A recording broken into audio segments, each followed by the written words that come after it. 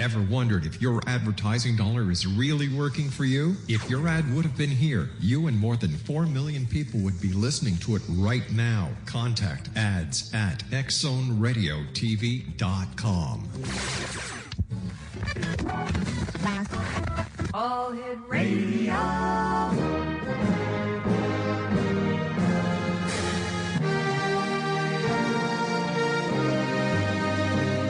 Welcome to the X Zone, a place where fact is fiction and fiction is reality.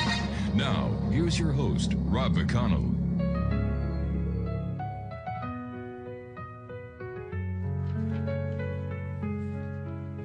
In the late night hours when the world's asleep, Rob McConnell's voice echoes secrets to keep. From Roswell's whispers to tales of the sky, on the X Zone Radio we learn to fly high. With every new guest the story unfolds, from abductees' tales to the mysteries told. Government cover-ups, they're deep and they're wide, but we're on a quest with the truth as our guide. Oh, journey through the X Zone, the cosmos we roam, searching for answers beyond our earthly home. Are we alone in the dark, or watching from afar? In the heart of the night, we're reaching for stars. They say there's a base where the sea... Welcome back to the X Zone, everyone. I am Rob McConnell. We're coming to you from our broadcast center in St. Catharines, Ontario, Canada, on the CanCom Broadcast Network. And we're being streamed by our good friends at Classic 1220 CFAJ AM, whereas if you're driving through any part of southern Ontario, the northern tiers of the state of New York and Pennsylvania, all you have to do is just tune your car radio into 1220 AM, and you can listen to the X Zone Monday through Friday from 10 p.m. until midnight, right here on the CanCom Broadcast Network. Well, from the world of spirit communication to the profound mysteries that lie just beyond the veil, this is what can be found here in the X Zone. Tonight on the X Zone, we welcome a man whose life work bridges the gap between the physical and the spiritual realms, a renowned evidential medium, spiritual teacher, and internationally respected author. Jock Brocas has dedicated his life to helping others understand the continuity of consciousness beyond death. Now, through his books, teachings, and demonstrations, Jock offers not just messages, but meaning, not just connection, but comfort, and not just insight, but transformation. Joining me now is Jock Brocas, and if you'd like to get a hold of Jock, not now, later on, he's on the radio with me, visit his website, jockbrocas.com. That's JOCKBROCAS.com. And Jock, welcome back to the X Zone. It has been way too long since you've been with us. It has been a long time. There's been a lot of water under the bridge, a lot of changes, and I'm glad to be back on with you, Rob. This is, I think, the third time or the fourth time that I've been on with you. It's been fantastic over the years. Well, we always have a good time, and you always touch somebody's heart in a very special way, whether it's on my show, whether it's on your own show, or just being you. Jock, what opened the door for you into the world of mediumship? You know, I think it was, for me, I don't want to go into the holes. I've said this many times before. There's a cliche that I was always like this since I was a kid, and I used to see ghosts and play with friends and stuff. I never really had any of that, but I always had a spiritual foundation. Mm-hmm. And later in life, it visited me. I had a near-death experience, which I was a medium then, but that made things even more open than it was before. But I think it was funny because, I worked as a bouncer in a nightclub, and I never really thought about my mediumship until an event happened. And the event was, a friend of mine was going to go out and see a woman called Rachel Frass for a reading, and she says to me, her name was Alison, let's go to this woman and I'm going to have a reading. I said, fine, I'll take you out there, So I says, we'll drive out, you have your reading, we'll go and have a bit of lunch, and then we'll be back on the nightclub at night. Sure. She says, fine, that's brilliant. So we get out there, and it's like I can't imagine, it's like a little Hansel and Gretel cottage next to a graveyard in the mountains of Scotland. Oh my gosh. Up a dirt track road, and I'm like, oh my God, this is freaky. And I never even really considered anything until then. And so she went in and she came out and she had a fantastic reading. And the woman looks at me and says, you're next. And I'm saying, I'm not going in there. There's no chance, because I'm not giving you a penny. I'm not going up. I don't believe in this crap. And forgetting that I already had experiences before in my life, but not even putting, 2 and 2 together. And so she says, no, I'm not. I've got something to tell you. You better come. And I sat down with this woman, and she had a wee table, like a wee playing card table. And she shuffled some cards, and I thought, oh God, what crap is this? And then she put out these playing cards, not tarot cards, just playing cards. Yeah. And then straight away she looks at me and she said, I have your father here. And she gave me his name, his details, how he passed. My God. It was absolutely freaky, terrifying. And she literally blew me wide open, and she says, you have been like this ever since you were young, and you will have an experience in the near future that's going to open you up even more. And I did.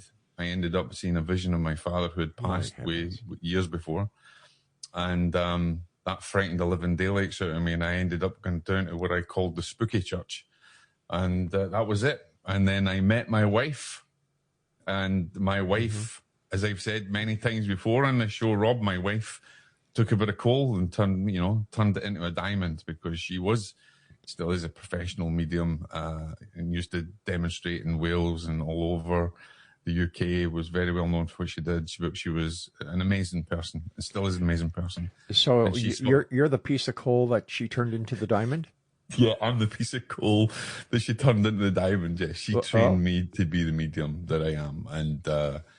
And then, my life kind of changed, and I went into, as you know, many different fields. I wrote a number of books, and then I started going down more into the parapsychological research route and looking at different aspects of mental health and anomalous phenomena and all that kind of stuff. How many books have you written to date, Jock?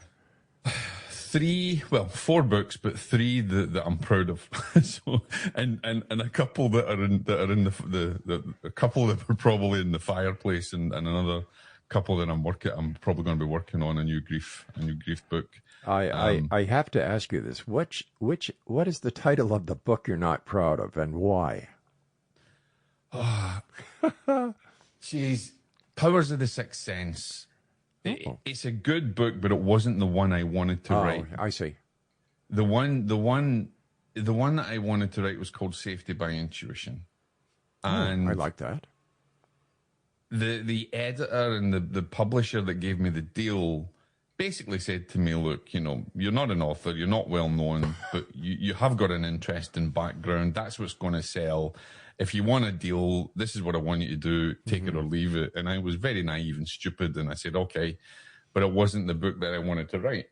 And then I wrote another book based on past life experiences and things like that that I was contracted to do.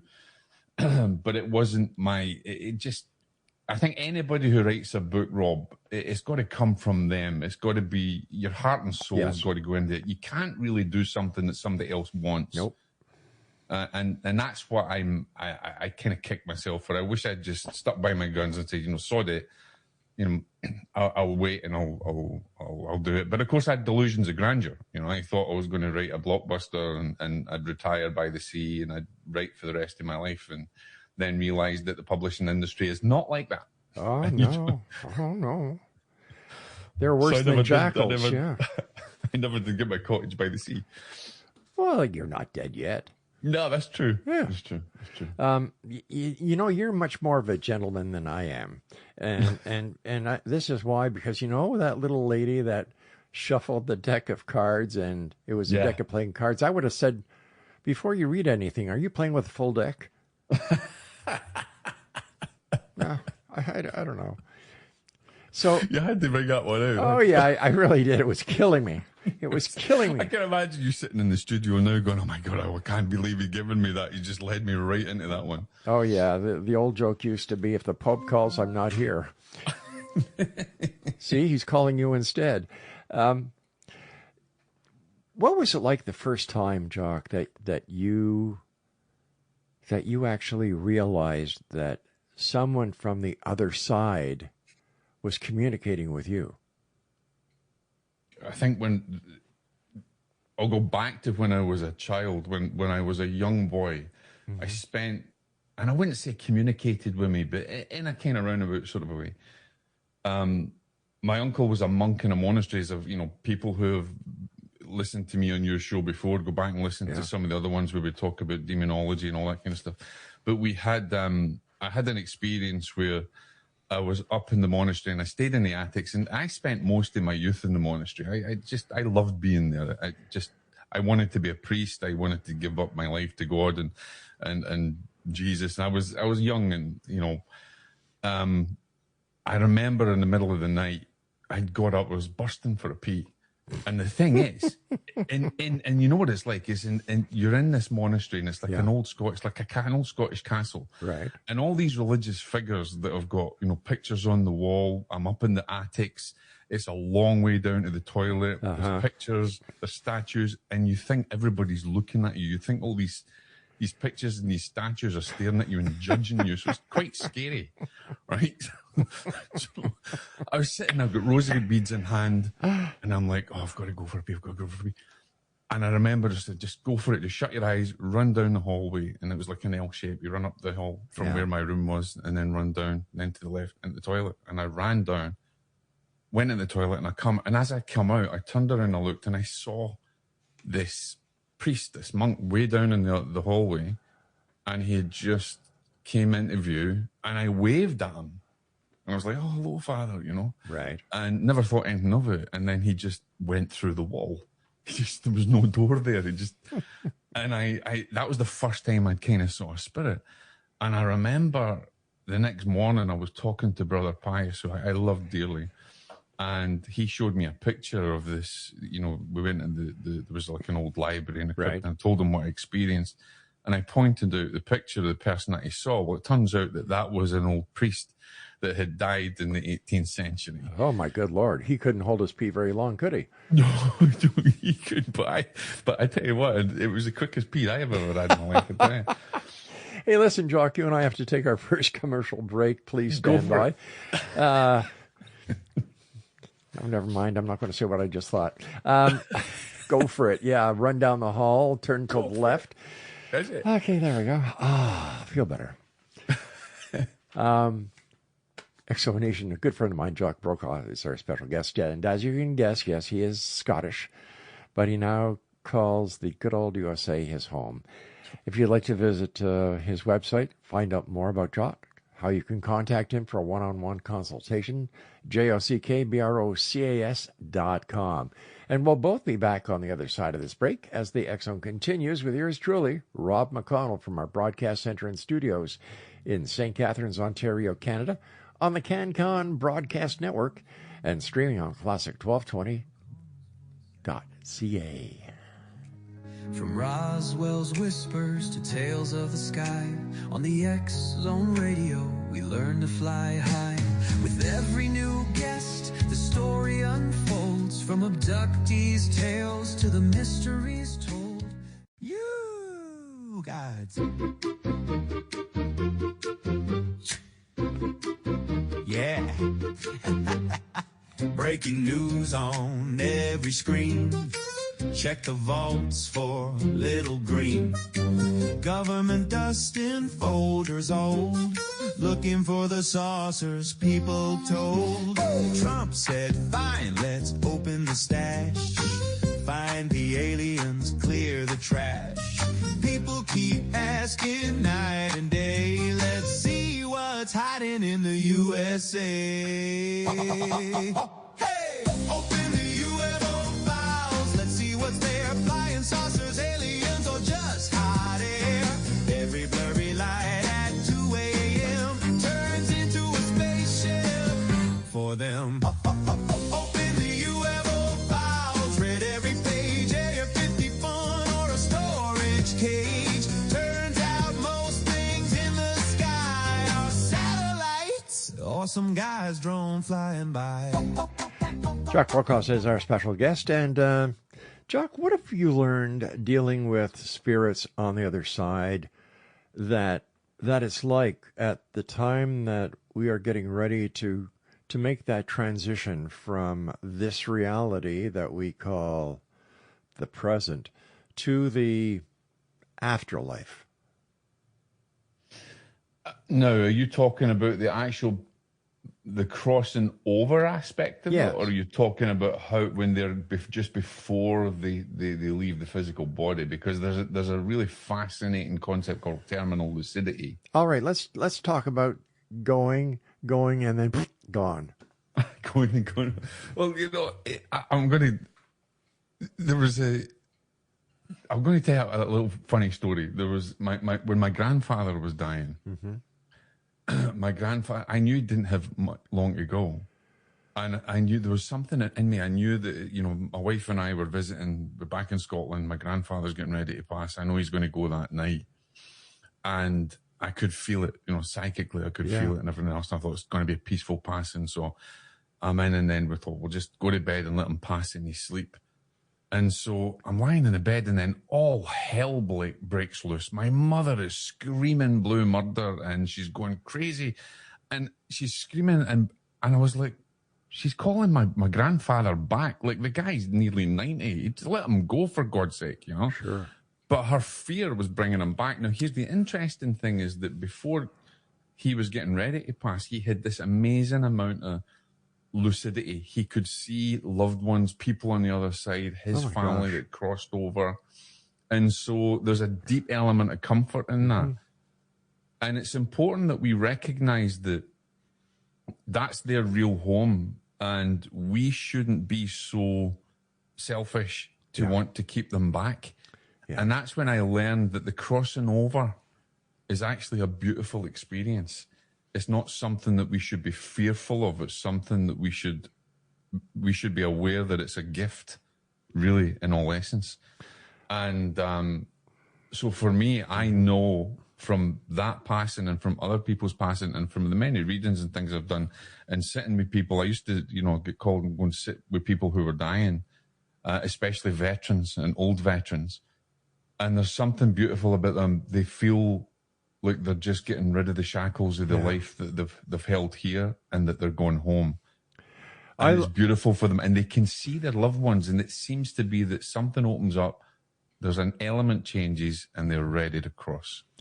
I look at the crossing, or the entire death process, I guess we can call it that, just like a little caterpillar who builds a cocoon at a certain time, and then when it's ready to make that transition, it comes out this beautiful butterfly.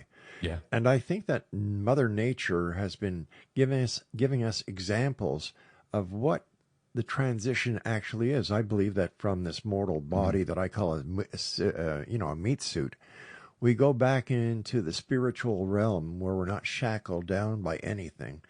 And I would imagine it's at that time we have the opportunity of either coming back or resting for a while until it's time for us to go on another mission. Do you know what? I would absolutely, I would concur with that. And one of the things I'll say, and I don't think I've spoke about this on your show before, but I had a near-death experience in a car accident that happened in Scotland, and I didn't really talk about it much. It was in a magazine many years ago, but I never really went public then with it. One, because I don't have any evidence of it, and this is the big thing with near-death experiences, unless you've got real empirical evidence from the experience. I had a little bit of evidence, but I had that experience, and what I happened when that impact happened with the car, I had literally watched everything from above, and then all of a sudden I was transformed. I was moving into another realm, and it did feel so natural, and everything felt that it was interconnected.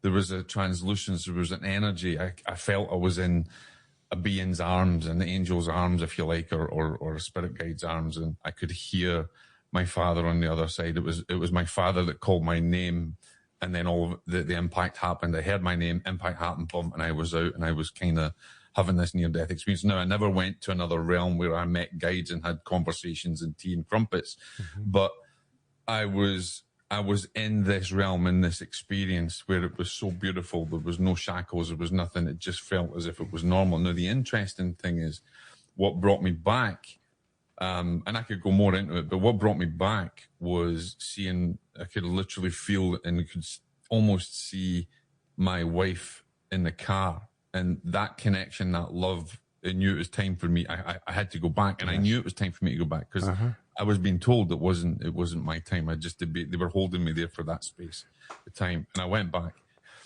But the experience that I had caused me to have a great deal of depression for a while afterwards, because it was so perfect, so loving, so connected, so when you come back to this world, you realize that it's not a prison, but you're shackled to all the material world, and you try to, for years and years and years, even to this day, I try to capture that feeling that I experienced when I crossed, and you can't, and that actually makes you sad, more depressed. It's a bit of a negative thing. So while there's a positive to it, there's also a negative thing, and that's one of the things I think you can discern from somebody that has a real near-death experience. There's an element where there's a negative part to it, and it's because of the feeling that you had, the experience that you had. You just want to be there. You just want to feel it, you know? So do you fear death? Now, this is brilliant. I'm glad you asked that. I don't fear death. I don't fear the crossing of death, but I am terrified of the process. Oh. I'm the only freaking medium that's out there. Anybody's listening, I'm a medium who's actually, pardon my French, but shit scared of the process of death. And what I mean by that is not dying and crossing over, because I've done it, but illness, the process of the body dying, getting weaker, you know, maybe that terrifies me, and that's in my head every single day in my life.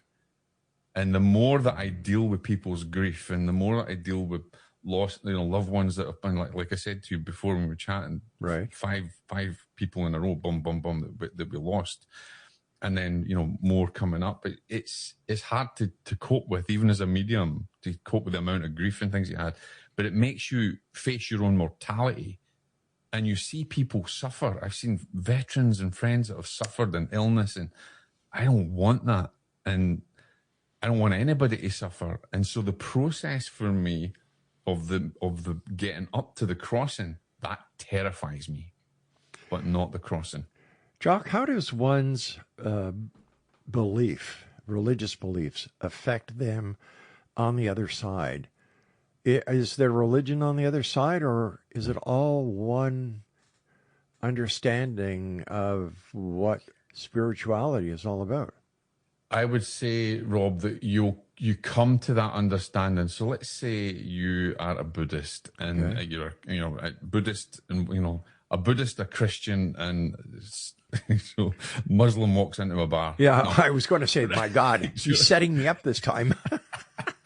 Just before you get there, okay? No, so I think what happens when they cross over, because of what their experiences are or what their belief systems are, they will have an experience that is concurrent with their belief system, but then they'll come to, if you like, a potential awakening. And they realize that we're all one and it's all interconnected, and you come to that realization. So it's more of a realization than anything else. But no matter what you are, you're going to have that experience to give you a sense of familiarity from what you believe in.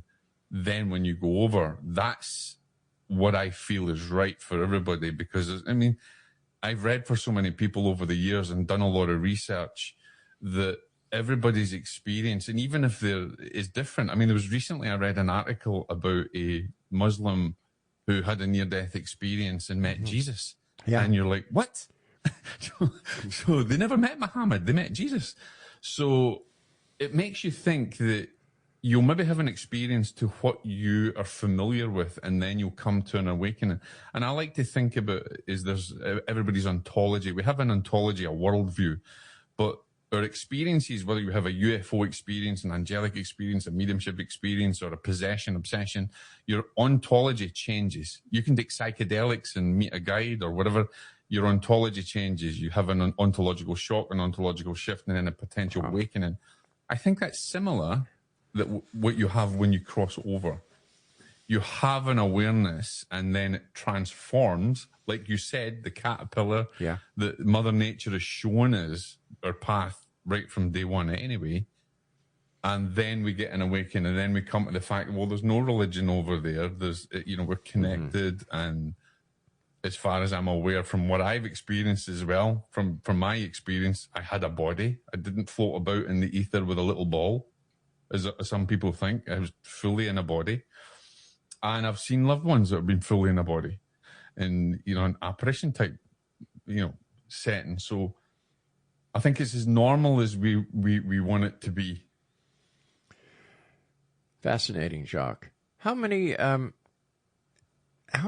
readings have you done approximately where somebody comes to you and asks you to help communicate with someone on the other side? And has there ever been a time when you've become that bridge from this side to the other side, that you make the connection with the person they want to talk to, and that person on the other side says, "No way, Yeah, I mean, I've done thousands of readings. I don't do so many now. I only really work with veterans now, and that's just a choice. Right. But through my years and experience of doing it, because I have such a passion of being a veteran myself, I want to help veterans. But through my years of doing church demonstrations, theatre demonstrations, all that kind of stuff, anybody, and I've seen mediums that will say, "Who do you want to talk to?" I mean, it's as if you've got a telephone to phone someone up. That's kind of fraudulent. So that's a load of bollocks, to be honest. But someone may come with a perception, "I want to speak to this person," and that's not who they get. Oh. Let's talk on the other side of this break more about this fascinating topic. Jock Brocas is our special guest. His website, JockBrocas.com. This is the X Zone. I'm Rob McConnell, and we'll be back on the other side as we continue looking into the world of the paranormal and the science of parapsychology, right here on the X Zone on the CanCom Broadcast Network and your hometown radio, Classic 1220 CFAJ AM, streaming us at classic1220.ca.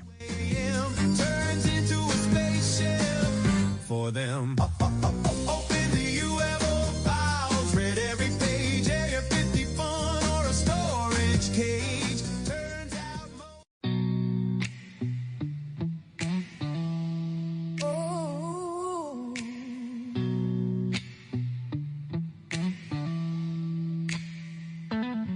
past midnight on Yates Street, the signal hums low. Static's alive and the shadows glow through the glass of the control room door. Something whispers, we've been here before. Old footsteps echo the real size. The red on air light flickers and dies through the hallway.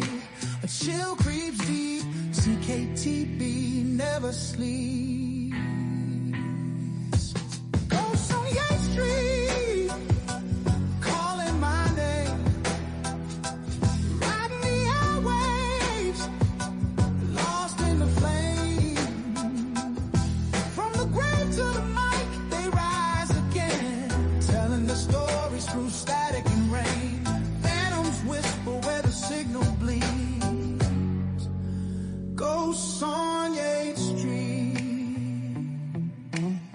Welcome back, everybody. Jock Brocas is my special guest. JockBrocas.com is the website.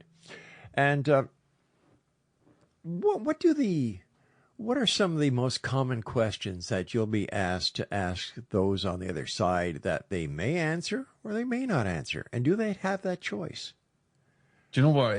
I get more questions coming to me through my YouTube channel, or people that want to know about the afterlife and what it's like. When I'm actually helping someone through their grief or the grief process, they very rarely ever have questions. The question that is on their mind most is the connection. They're trying to continue the bonds with their loved one, and they're suffering because they don't have that connection. The biggest question that they have is, Are they happy?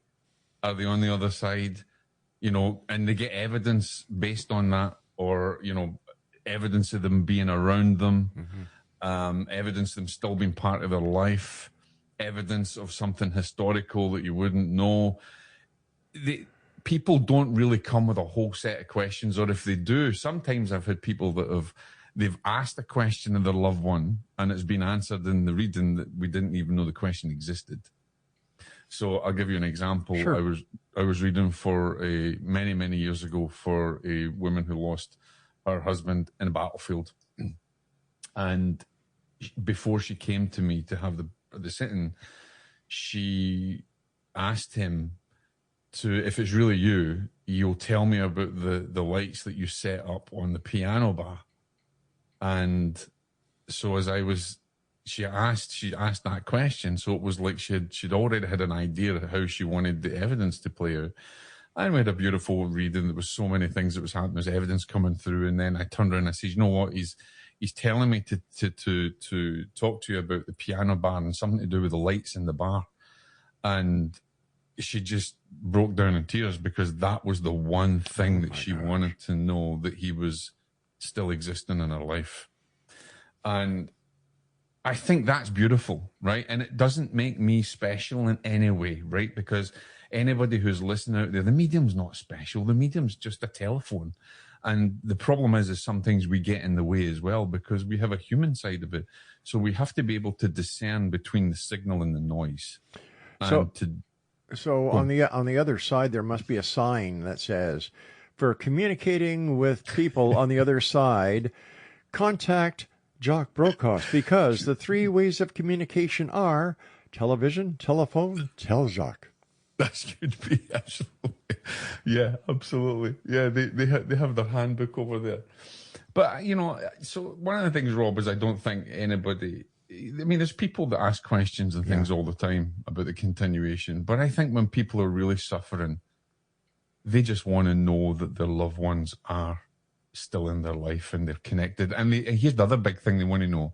They want to know is, how can I keep that connection going? And the interesting thing is, and a lot of the research that I've done over the past 4 or 5 years, many people do not want to go to mediums anymore because, one, there's a big kind of anomaly over everybody's medium. I mean, I can throw a pebble out my window today and I'll guarantee you I'd hit 3 mediums walking down the road. Everybody's a medium. It's like the cool thing to do, which really people miss the point that it's a vocation. And there's a lot more to anomalous phenomena. There's a lot more to grief. And people want to learn to keep their own connections. They want to develop their own bonds. They want continuing bonds with their loved ones. And recently, people that I've done research with are like, I don't want a medium reading. I want to learn how to do it myself, or I want to learn to connect with my son or my daughter. And I think that's beautiful. Doing what you do, Jock, I'm sure there are times when you have to deal with a parent who's lost a child and the child is on the other side. How do you keep it all together? And because, you know, we're only human, and I would find it hard dealing with that kind of grief, a parent's love for a child that has passed. How do you take care of Jock? That's actually that's a good question. That's quite hard. I think you've got to get to the point where you have to control your emotions. Definitely, you have to separate yourself from that experience because you can feel it. And any medium that's there that starts bubbling and crying, you're not doing that. The person's grieving, and if you start soaking up their emotions, then psychologically you're causing an issue. You can cause that person to go into psychosis. You have a responsibility as a medium to learn to discern and learn to control your emotion and learn to... You might feel emotional, but you need to be able to fight and keep it back. Afterwards, you can have a cry and whatever else you want to do. But you have to also look after yourself. You know, you have to be willing to let go and not get caught up in it. So, I mean, I have a particular thing that I do. I fast before I do any readings, and I'll fast for a bit afterwards. I'll maybe ground myself with something, but I'll go into a series. I'll pray, and I will try not to think about that potential. I did a reading many years ago in Scotland for a woman who'd lost her son, and this is quite emotional because I said he's telling me that you brought your son's handkerchief that she had, and it was basically, it was the blood-stained handkerchief that she wiped his brow with. No. And it was a motorcycle accident, and she had it in her bag there and then. And so, take me away from that. Mm-hmm. That emotional power that's in that room, that can affect you so emotionally. Big things that affect me is if I'm helping a family who's got a veteran, the veteran's been lost in battle or something like that, because I'm a veteran and I'm so connected to that world, that can make me emotional. So I have to become aware. I have to have a spiritual strength to be able to separate myself from it and just to give what I get and then help because you're there for them. Remember, anybody who's a medium out there, it's not about you. It's about the person who's grieving, and it's about the spirit on the other side, and you're there for them. So don't let your own life get in the way. Don't let your own emotions get in the way, because you can cause them more damage than you even realize. Has there ever been a time when the spirits on the other side want nothing to do with the person who has asked you to make the contact? No. No, No, that's mainly on this side. Really? Oh yeah, I didn't want to speak to him. No, he was a bastard when he was in the. I don't want to speak to him. He's not coming through. And mainly from this side, because there's lack of understanding. Sometimes there's lack of compassion, and somebody may be emotionally disturbed. They may be going through in some kind of psychological problem with how maybe something happened, or disconnection, distance, or maybe they had a fight before they passed over. So the loved one on the other side will do anything to try and make the bonds, try and connect, trying to make it right. But it's the problem is on this side, when your ego gets in the way and the person's like, somebody can have an idea, I want to speak to this person, and they're not happy if that person doesn't come through. Wow. But they may not be ready for it, you see. They may not be ready for the message. They may not have healed. Well, here's the other thing. Actually, I'll say, anybody's listening out there, you probably hate me for this. You can't heal through grief. It's impossible. So people that think they're going to heal through that, you won't. Grief is something that's natural. It's a natural thing in life. You have to embrace it and integrate it into your life. Because the reason you'll never heal from it, you'll get to an acceptance of it. Yeah. And this is what I want people that come and see me, or that I counsel, I work with. I want them to accept it, integrate it as part of their life, and it become a superpower for them. I want them to be transformational for them. I don't want them to be held and hold on to the trials and the tribulations and the pain and suffering that they go through, because they're trying to heal something that they'll never, because it'll always be there. Right. And we get triggered. When we lose loved ones, we're triggered all the time with things. So we need to learn how to transform those triggers into positive triggers, negative triggers into positive triggers. So it's about the journey. It's not about the healing. You'll never heal through grief. You'll journey through it, and you can integrate it. And grief can be your greatest nemesis, or it can be your greatest power. How do you protect yourself from bringing something negative back from your visit to the other side? Prayer, I would say, and we've talked about this before, because I deal a lot with spiritual crisis and potential, possessions, obsessions, and a lot of my research is in that field. And so for me, it's about living a clean life. It's about, watching your mind and, living a prayerful existence as well, understanding your divine power and your divine authority. And so I will always take precautions for everything that I do, because it's not just a responsibility to protect me, but it's a responsibility to protect the spirit. It's a responsibility to protect the individual that you may be working with. And this is the other thing. You may be working with a family who's maybe having some potential issues. You know, psychologically, they could have some issues where, you know, maybe it's spiritual influence. I have a new framework that I've been working on for a number of years called direct spiritual intelligent intrusion. Because a lot of people are terrified of the old demon idea, and you know, it's just labels. So I like to use that framework, and to work with people to educate them. And because you can have someone who's maybe, I don't believe 90% of schizophrenic patients are more a spiritual problem than they are something wrong in the brain. Yes, there's going to be some physiological and biological issues in mental health that we deal with, but I do believe from the work of you know, Stanislav Graf, Saggioli, and others, and pioneers in the past, that we would be looking at potential spiritual influences. And so it's important for me to protect myself, and it's important for me to educate and help them protect themselves, and not to go down this whole route that just terrifies everybody. All right, stand by, Jock. You and I have to take our final break. And X Zone Nation, if you'd like to contact our guest this hour, Jock Brocas, his website is jockbrocas.com. This is the X Zone. I'm Rob McConnell. We'll be back as we wrap up this hour in our broadcast center and studios in St. Catharines, Ontario, Canada. And don't forget, we stream around the world on classic1220.ca. Phantoms whisper where the signal bleeds. Ghosts on 8th Street.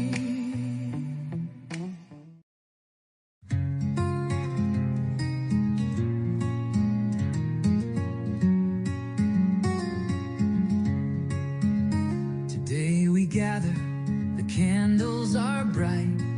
It's your special day, everything feels right. June 11th, a moment so true. Happy birthday, Laura, this song's for you. You're my best friend, my partner, my light. Through every storm, you make life so bright. With every laugh, with every tear, you fill my days with all the cheer. Happy birthday, Laura, with love from my heart. You're the sweetest gift, a true work of art. Thank you for everything, for all that you do. Every moment's a treasure when I'm here with you.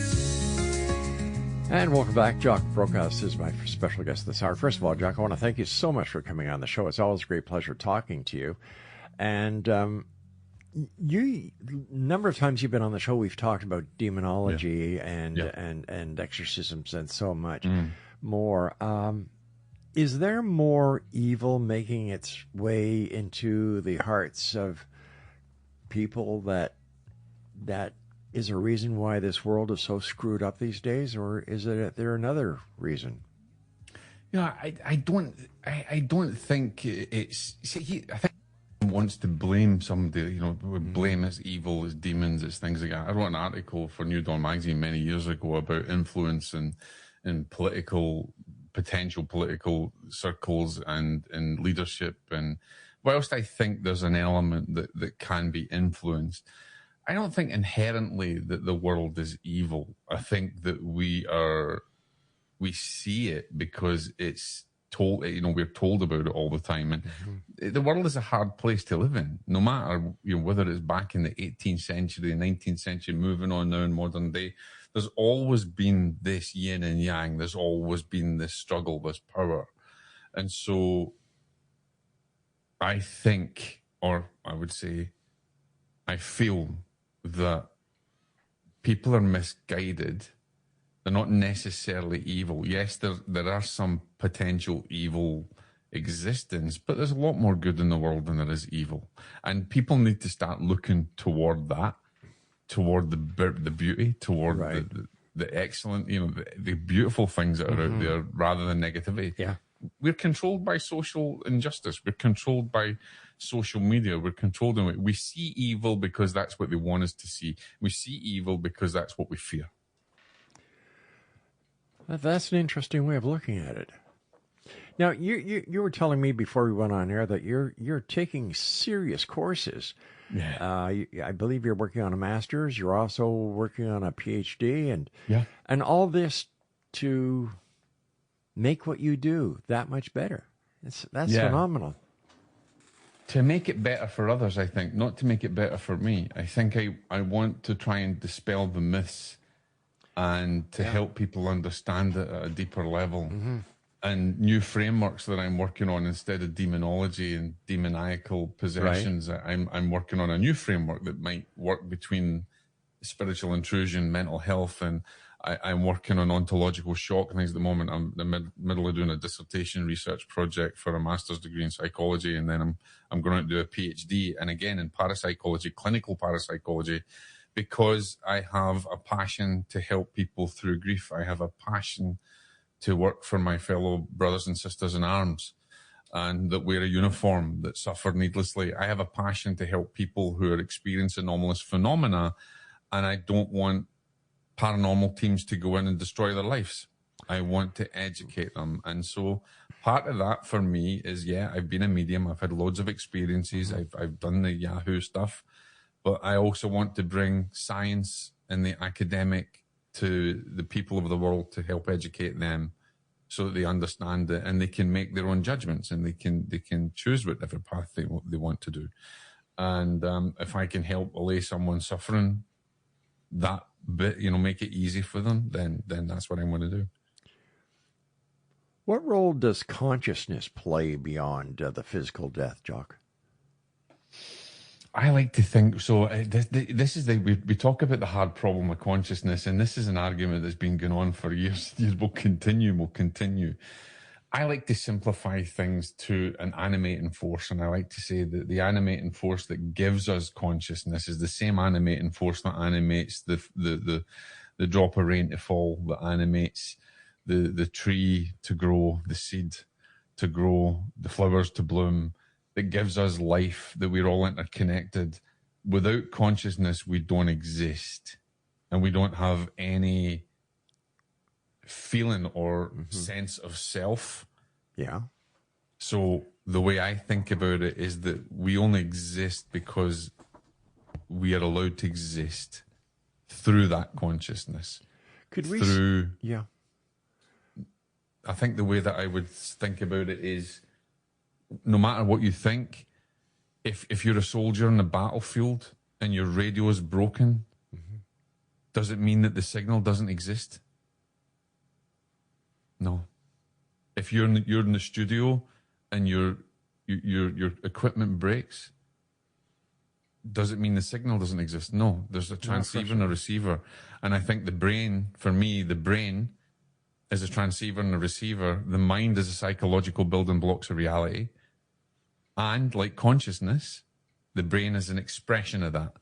And our life is an expression of that consciousness, that animating force that exists. Could we also say that consciousness is the basis of our soul?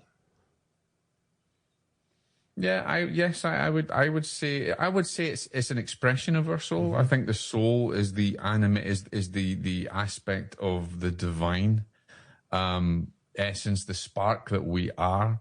And I think, again, that only exists because the same animating force that gives us the soul, gives us consciousness, gives us experience, gives us everything. We're all interconnectedness. We're all conscious and sentient beings. So what's next for Jock? You've done so much. What are your next goals, your next aims, your next accomplishments that you want to do? I am embarking on my PhD, and that will be in clinical parapsychology. And my aim is to work to help people in the fields of that are suffering from schizophrenia, psychosis, anomalous phenomena that it's affecting their life. And so that's where I want to go, where I want to bring in my experience as a medium my experience as a researcher and understanding the paranormal and the parapsychological world to help release those that are suffering from maybe the shadows, maybe suffering from they can't express something, or the science won't accept it, and so we know it to be real, or we know that I want to accept them, right? That they may be they may be experiencing something. I want to help them through it. Is it? Geez, I just had it and I lost it. I'm getting old. What can I say? Do you think that there's a connection between the paranormal and certain mental illnesses that we look at? Absolutely, yeah, absolutely. I know there is. I know that it's a very thin line. Schizophrenia for me is more a spiritual problem and a paranormal problem than anything else. And I believe that a lot of mental health could be a spiritual problem. I think psychosis, schizophrenia, other expressions of mental health could be down to anomalous phenomena. People have experiences that shake their world, and then their ontology changes, and it can be negative or positive. And so I think there's a massive connection between anomalous phenomena and mental health. Yeah, especially in schizophrenia. I've worked with schizophrenic patients that I've worked privately with and totally reversed. They're no longer schizophrenic. They're no longer on drugs. They're no longer in there because the foundation was a spiritual issue, not a brain issue. Well, how do you make the diagnosis of a spiritual problem and not a mental problem? Well, see, I'm not a doctor, so I wouldn't diagnose anything. So for legal, yeah, okay. My legal disclaimer. Let me rephrase the question then. How do you think a hypothetical mental illness is actually a spiritual illness? How would one... I'll explain it simply. Let me ask you a question. Sure.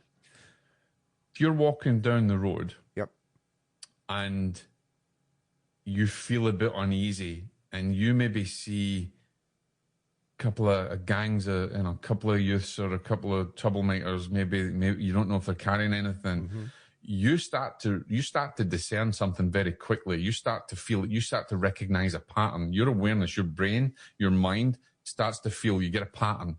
And through all your experiences in life, you get this, you're able to discern that pattern very quickly. And then you make the decision instantly. Am I going to go back the way? Am I going to evade them? What am I going to do? How am I going to protect myself? That is because you have experience and you have pattern recognition, and you blend your pattern recognition, your intuitive senses along with real world experiences to help you navigate that. So going back to your question, this is essentially what I do. I use all of my years of experience as a medium, as working in parapsychology and the paranormal field, under the cases and everything I've been involved in, all of that experience, coupled with my knowledge, coupled with the research and everything I've done, I'm able to look at that pattern and discern from the patterns that they tell me, because you will bring that data up. They will be telling you, you'll be interviewing that person. You'll find out, you'll start to get an intuitive feeling. And then you'll identify certain patterns within that story, in that field, that will identify to you, this is a spiritual problem, not a biological problem. Got you. Listen, I've got about 40 seconds before I have to say so long for tonight, my friend. First of all, thanks very much. Now, where can people get copies of your books? Amazon, any bookstore. You can go on there, jockbrocas.com. You can also connect with me on Paranormal Daily News, which I am the founder and editor of Paranormal Daily News. And you can get me on Instagram. Look for Spiritual Medium, just at Spiritual Medium, and on YouTube. But you can basically get my books in any store that you want.